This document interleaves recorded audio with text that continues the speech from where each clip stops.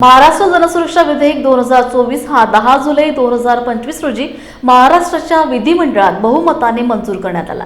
महाराष्ट्र जनसुरक्षा विधेयक 2024 हे विधेयक राज्यातील नागरिकांच्या संविधानिक अधिकारावर गदा आणणारे असून लोकशाही विरोधी आहे। हा कायदा नागरिकांच्या अभिव्यक्ती स्वातंत्र्यावर गदा आणणार आहे व सरकार विरोधात आवाज उठविणाऱ्या व्यक्तीला अवैधपणे अटक व कारवाई करण्याची तरतूद या विधेयकात आहे। हा कायदा लोकशाहीच्या मूलभूत तत्वांना विरोध करणारा असून जनतेचे अधिकार हिरावून घेणाऱ्या जनसुरक्षा विधेयकाचा विरोध करण्याकरिता संविधान संरक्षण समितीतर्फे संविधान चौक येथे एक दिवसीय धरणं आंदोलन करण्यात आले।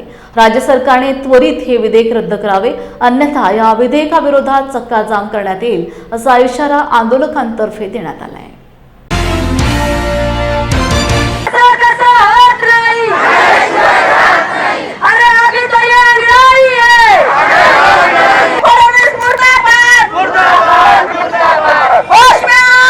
जो महाराष्ट्र जन सुरक्षा विधेयक 2024 ये 10 जुलाई को महाराष्ट्र विधानसभा असेंबली में पास हुआ है। हम लोग इस काले कानून का कलम कसाई कायदे का विरोध करते हैं, क्योंकि संविधान के खिलाफ जाके नागरिकों के संवैधानिक मौलिक अधिकारों का हनन करने वाला ये कायदा है, इसीलिए रद्द होना ही चाहिए। दूसरा, स्वतंत्र न्यायपालिका का जो दर्जा है, जो संविधान के अंतर्गत होता है, इन्होंने इस कायदे के अंतर्गत सलाहकार समिति बनाते हुए खुद ही के कोड बनाने का जो है फरमान जारी कर दिया है, जिससे हमारे जनता का न्याय भी अब नहीं मिलेगा।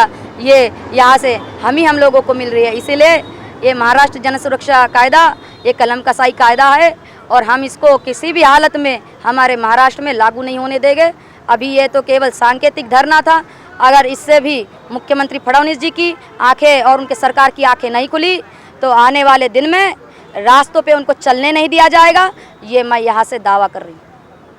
मॅडम, अर्बन नक्सलाइट संपवण्यासाठी हा कायदा आम्ही आणत आहोत असं त्यांनी म्हटलं आहे विधानभवनात। अर्बन नक्सलाइट बोला, लेकिन 12 पन्ने का बिल अगर आपने देखा होगा, पहली बात तो मराठी में लाना चाहिए था ताकि आप लोग भी पढ़ पाए, ना सामान्य जो लोग हैं, लेकिन नागरिकों के लिए बिल लाया और सारा बिल जो है इंग्लिश में है, वो भी लीगल भाषा में, सामान्य लोग समझ ही नहीं सकते। मुझे नहीं लगता, मैंने तो बहुत सारे जर्नलिस्ट को मांगी कि मुझे मराठी PDF दो ताकि मैं अपने आम लोगों को दे सकूं, लेकिन मुझे किसी ने भी नहीं दी। तब मैंने ओरिजिनल गैजेटेड कॉपी में सही ये कायदा पढ़ा, 12 पन्ने के बिल में कहीं पे भी नक्सलाइट वर्ड ही नहीं है, तो नक्सलाइट का तो कायदे का बात ही नहीं आता। आम नागरिकों पर क्या असर पड़ेगा इस कानून की वजह से? आम नागरिकों पे बात करने का ही उन्होंने सबसे पहले आपके कार्यों पे लगा दी। उन्होंने पहले बताया जो भी लेफ्ट है, लेफ्ट लोग, उन्होंने अपने आप को राइट समझ लिया और जो संविधान के लोग हैं उनको लेफ्ट बोल दिया उन्होंने। तो उन्होंने कहा जो लेफ्ट है वो बात भी करेंगे तो उनके ऊपर 3 से 5 लाख का जुर्माना और 3 से 7 साल की सजा है।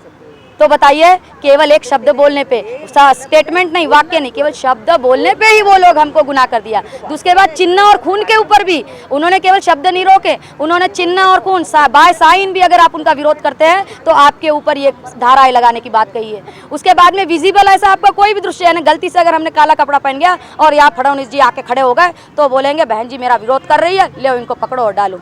What is this? हमारा जो फंडामेंटल राइट्स है, हमें क्या पहनना है, क्या बोलना है, क्या खाना है, ये हमें संविधान ने दिया, फडणवीस जी ने नहीं दिया। तो वह ऐसी बिल्कुल भी गुमनामी में ना रहे कि महाराष्ट्र की जनता या अम्बेडकरी जनता या महात्मा फुले शाहू का अम्बेडकर का ये महाराष्ट्र है, यहाँ पे आपके असंवैधानिक गतिविधियों पे लोगों का ध्यान नहीं है, ऐसा नहीं है। अगर आपने ये संविधान ये जो महाराष्ट्र जन सुरक्षा कायदा लागू करने की अगर जिद रखी और इसको रद्द नहीं किया जल्द से जल्द, सितंबर आपके 100 साल पूरे होने से पहले, तो हम लोग बड़े पैमाने पे यहाँ पे आपका चक्का जाम करेंगे।